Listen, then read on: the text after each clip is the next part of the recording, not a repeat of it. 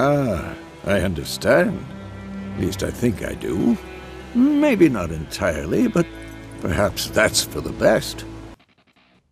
Hello there, my name's Adam +Vox, and I'm trying something a little bit new for a video series. I'm going to call this the Quest Log, specifically the Quest Log for The Witcher 3. It's going to be my own take on a show that Matt Lees has done for both Dark Souls 2 and Bloodborne, in which he gives his impressions of a game as he plays through it. And so I'm going to kind of be doing that for The Witcher 3. I received a review copy and I want to make sure I get decent coverage and content out there for it in a timely manner. However, it's a very long game, so trying to get a quote-unquote review out may not be the best of plans. And I'm also going to try to avoid as many spoilers as possible, but I don't know how 100% well that will go, given that I actually have no clue what's going on with the story. So that's first and foremost, is I have not actually played through the first and second Witcher games yet. I do own them both, and it was on my list. However, this came out, and I got a copy before I got to, so I'm going into this with no previous Witcher experience, just experience with a lot of other RPGs. And so I'm about an hour in so far of all the gameplay you're watching and my impressions so far. And I really have very minimal understanding of what is going on in the story. There was an intro cinematic which sets you up with just a basic understanding of a war that's apparently going on, and it doesn't even explain who the two sides of the war are, just that there's two sides to it, and you're somewhere in between as a witcher, which is basically just like a demon, werewolf, supernatural hunter of some sorts with genetic modification, or like body modifications, and so we apparently have cat eyes and a silver sword and a steel sword, and they're for fighting separate things, and it's just a really weird story. So we're like Van Helsing combined with Buffy the Vampire Slayer or something like that. And so far it's pretty cool. I'm enjoying my time with it. I am playing on the PS4, not the PC, which is why I believe I have the ability to post this video, because I think the PC embargo was for whatever reason kind of later. The combat is very, very enjoyable. It's very fluid. It's hard in theory. I haven't died yet, but I get my health taken down very, very quickly by just silly things. Even in a dream sequence for the tutorial, you ended up getting, like, you can take fall damage, and I lost like 90% of my health just from jumping down ledges that I wasn't supposed to and taking a lot of fall damage. And so if you're not careful, you're going to take a lot of damage, but the combat feels very good and very fluid. And it's a game in which you need to block and parry. And I don't typically do that in games, and yet I'm finding myself doing that in this game out of necessity, and it just feels right.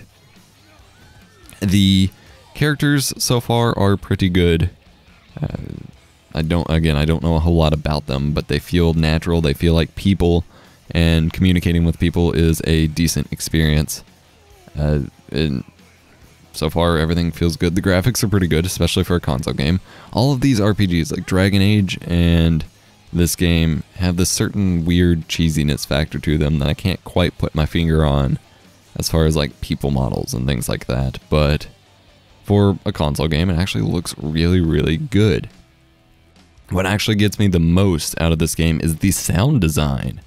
I plan on taking a good solid listen through a couple different parts, but I'll play a little bit real quick from a tavern where you start out and talk to people, which is the most typical RPG starting point ever, is in a tavern talking to strangers. But here, take a listen. Gwent. I'll remember that. Thanks.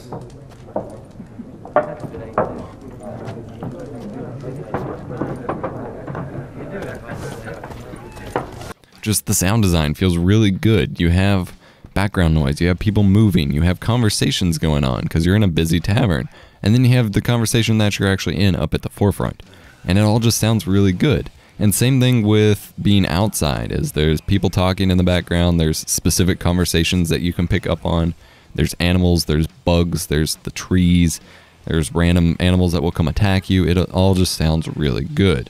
This would be a lot better if your character did not have the voice of Solid Snake for some reason.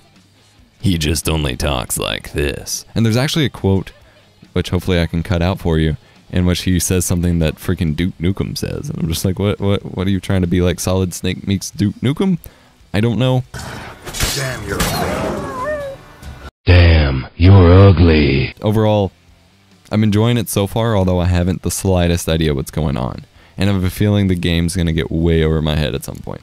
Especially if I have to keep doing these card games. There's a card game called Gwent, in which I was introduced to in the bar. And it's just a neat little card game based on the war. And it seems pretty cool, but I suck at it. And so hopefully I don't lose all my money to it if it comes up often. But it was a neat little mini game inside the game nonetheless.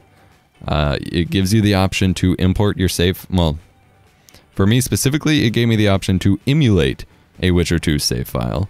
However, since I'm playing on PS4 and there was no Witcher game on the PS4, even if I had played the game, there'd be no way for me to get a save file over.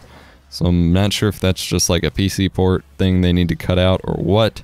And it doesn't give you any sort of hint as to what emulating the save file actually does. Does it make decisions for you, or do you still get to make your decisions?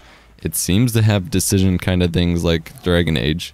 And a friend I talked to, or a friend I have who has played the Witcher games and was talking to about it, asked that question, and I don't really know, because I've yet to see the option. The only real, like, character developing choices I've had are just for dialogue so far. And I mean, that is the main ones that you get so far, but overall, like, I've only done two types of things. There's dialogue and then using a spell, and so far that hasn't seemed to impact anything, so I don't know what the save file option actually does, or if that's even supposed to be in a console version. We'll just have to see.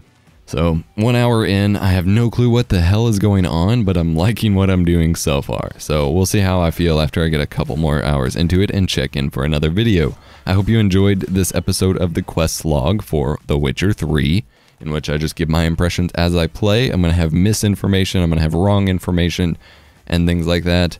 But it's just simply going to be my impressions as a new player to the game, and then I will use some of my points to highlight and wrap up for my final review once it's done.